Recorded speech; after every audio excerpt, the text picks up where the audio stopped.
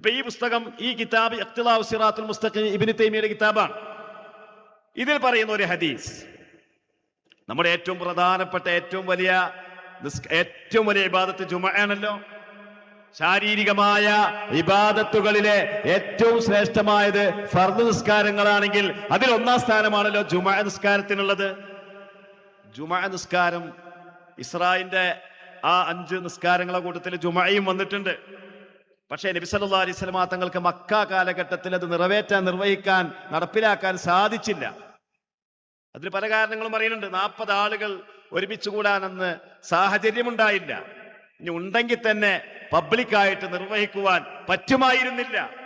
പല കാരണങ്ങളും പറയുന്നുണ്ട്. ഏതായാലും മദീനയിലാണ് ആദ്യമായിട്ട് അസ്അദ് ബിൻ സുറാർ റളിയല്ലാഹു തആല അൻഹുവിന്റെ നേതൃത്വത്തിൽ ജുമുഅ തുടങ്ങുന്നത്. അതുകൊണ്ട് തന്നെ പിൽക്കാലത്ത് കഅബ് ബിൻ മാലിക് റളിയല്ലാഹു തആല അൻഹു ആ ജുമുഅയിൽ പങ്കെടുത്ത ആളാണ്. കഅബ് ബിൻ മാലിക് റളിയല്ലാഹു തആല അൻഹുവിന് കണ്ണ് കാണാതെയായപ്പോൾ മകൻ അബ്ദുറഹ്മാനാണെന്ന് എന്റെ ഓർമ്മ. അബ്ദുറഹ്മാൻ എന്നവർ കഅബ് ബിൻ മാലിക്കിനെ കൈപ്പിടിച്ചുകൊണ്ട് ഓരോ വെള്ളിയാഴ്ചയും പള്ളിയിലേക്ക് കൊണ്ടുപോകുമായിരുന്നു. ബാങ്ക് അങ്ങോട്ട് കേൾക്കുമ്പോൾ ഉടനെ എല്ലാ വെള്ളിയാഴ്ചയും ബാങ്ക് കേട്ടപ്പോൾ ഉടനെ കഅബ് ബിൻ മാലിക് റളിയല്ലാഹു തആല അൻഹു അസ്അദ് ബിൻ സുറാർ റളിയല്ലാഹു തആല അൻഹുവിന് വേണ്ടി ദുആ ചെയ്യും. എന്താ റസൂലുള്ളാഹി അങ്ങനെ ദുആ നടക്കണം? സിദ്ദീഖ് റളിയല്ലാഹു അൻഹു ദുആ നടക്കണം. 4 ഖലീഫമാരാരെങ്കിലും അങ്ങനെ ദുആ നടക്കണം. എന്നാ കഅബ് ബിൻ മാലിക് തങ്ങൾ ദുആ നടന്നിട്ടുണ്ട്. കഅബ് ബിൻ മാലിക് തങ്ങൾ പ്രസിദ്ധനായ സഹാബിയാണല്ലോ. വഅല സലാസത്തിൽ ലദീന ഖുല്ലിഫു എന്ന ആയത്തിൽ പറഞ്ഞ 3 പേരിൽ ഒരാളാണല്ലോ. പരിശുദ്ധ ഖുർആൻ ആയത്തിറക്കിയ മഹാനാണ്. ആ കഅബ് ബിൻ മാലിക് റളിയല്ലാഹു തആല അൻഹു അസ്അദ് ബിൻ സുറാർ റളിയല്ലാഹു അൻഹുവിന്റെ പേരിൽ എല്ലാ ആഴ്ചയും ദുആ ഇറക്കുകയാണ്. അപ്പോ മകൻ ചോദിച്ചു, എന്താണ് ഇങ്ങനെ എല്ലാ വെള്ളിയാഴ്ചയും ദുആ ഇറക്കുന്നത്? അപ്പൊ അതിന് മറുപടി പറഞ്ഞത്, ജുമുഅയുടെ സംസ്ഥാപനം ഈ ഉമ്മത്തിൽ ആദ്യമായി നിർവഹിച്ചത് മഹാനായ അസ്അദ് ബിൻ സുറാർ. അതിന്റെ ഓർമ്മയിലാണ്, അതിന്റെ വെളിച്ചത്തിലാണ് ഞാൻ ദുആ ചെയ്യുന്നത്. അപ്പൊ നബി ചെയ്തില്ല, അതുകൊണ്ട് ബിദ്അത്ത് എന്തുകൊണ്ട് അവിടെ പറഞ്ഞില്ല? അപ്പൊ ചെയ്യാത്തത് ബിദ്അത്ത് എന്നല്ല, തെളിവിനെതിരാകുമ്പോൾ ബിദ്അത്ത് എന്നാണ് നമ്മൾ പറയുന്നത്. സുന്നത്യമായത്ത് എന്താ പറയുന്നത്? തെളിവിന് വിരുദ്ധമെങ്കിൽ ബിദ്അത്ത്, ചെയ്യാത്തത് ബിദ്അത്ത് എന്നല്ല. അപ്പൊ അതിന്റെ ഒരു ഉദാഹരണമാണ് ഇവിടെ പറയാൻ പോകുന്നത്. ഈ ജുമുഅ തുടങ്ങുന്നതിന് മുമ്പായിട്ട് നബി സല്ലല്ലാഹു അലൈഹി വസല്ലം തങ്ങൾ മക്കയിലാണ്. മുഹാജിറുകളൊക്കെ ഹിജ്റ പോയിട്ടില്ല, അവർ മദീനയിലേക്ക് വന്നിട്ടില്ല. മദീനയിൽ ഒരുപാട് ആളുകൾ മുസ്ലിമീങ്ങളായിട്ടുണ്ട്.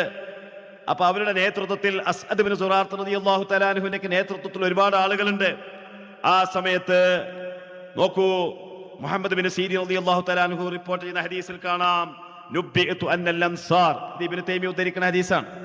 നുബ്ബിഅതു അന്നൽ അൻസാർ ഖബല ഖുദൂമി റസൂലില്ലാഹി സ്വല്ലല്ലാഹു അലൈഹി വസല്ലം അൽ മദീന, നബി തങ്ങളും സഹാബികളും മദീനയിലേക്ക് വരുന്നതിന് മുമ്പായിട്ട് അൻസാറുകളായ അന്നുണ്ടായിരുന്ന സഹാബിമാർ ഖാലു, അവർ പറയാം, ലൗ നദർനാ യൗമൻ, നമുക്കൊരു ദിവസം, ഫജ്തമഅനാ ഫീഹി, നമുക്ക് ഒരു ദിവസത്തിൽ ഒരുമിച്ച് കൂടാമല്ലോ.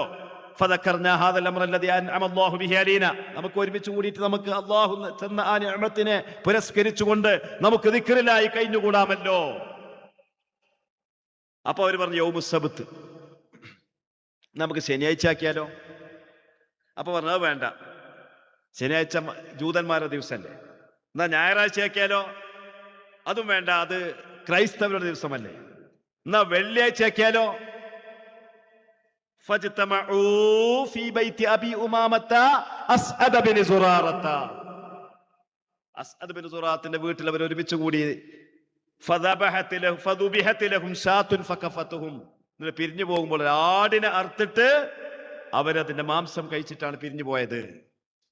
അവിടെ പറയുന്നുണ്ട്, സഅൽതു Ahmad bin Hanbal, Ahmad bin Hanbal തങ്ങളുടെ ശിഷ്യൻ ചോദിക്കുകയാണ്, ഞാൻ എന്റെ ഉസ്താദായ അഹ്മദ് ബിൻ ഹംബലിനോട് ഞാൻ ചോദിച്ചു, അനിൽ ഖൗമി യജ്തമിഊൻ, കുറച്ച് ആൾക്കാർ ഒരുമിച്ച് കൂടാൻ, വയഖറഉ ലഹുൽ ഖാരിഉ ഖിറാഅത്തൻ ഹസീന, എന്നിട്ട് വളരെ ആഴമേറിയ രൂപത്തിൽ ഒരാൾ ഖുർആൻ ഓതുന്നു, ഫയബ്കൂന, അവർ കരയുന്നു, വറുബ്ബമാ അത്ഫഉ സിറാജ്, ചിലപ്പോ അവർ എല്ലാവരും കൂടി കൂടിയിട്ട് ഒരാൾ ഖുർആൻ ഓതാണ്, ബാക്കിയുള്ളവർ കേൾക്കുകയാണ്, എല്ലാവരും കൂടി കരയാണ്, ചിലപ്പോ അവർ വിളക്ക് കെടുത്തു. ഇതിൽ തെറ്റുണ്ടോ? ഇത് ബിദ്അത്താണ്. നബി ചെയ്തോന്നല്ല ചോദിക്കുന്നത്.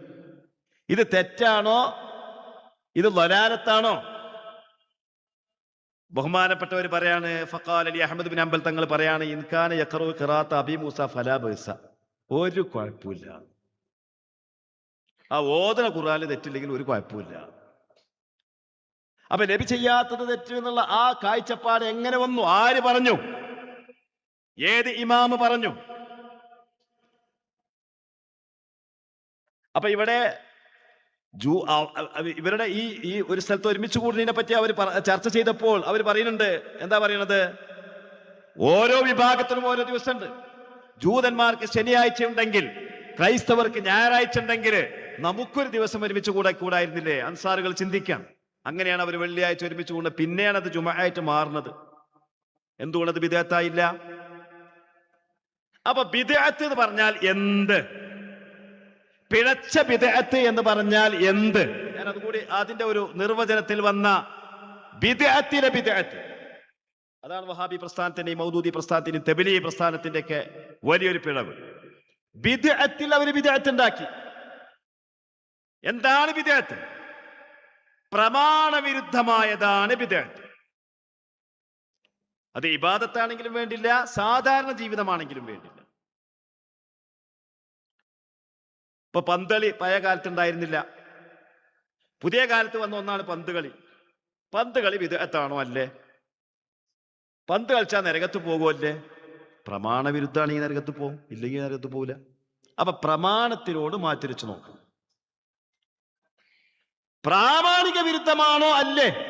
ഇതാണ് ബിദ്അത്തിന്റെ മാനദണ്ഡം. നബിയുടെ കാലത്തുണ്ടോ? ഇല്ലേ? അതല്ല.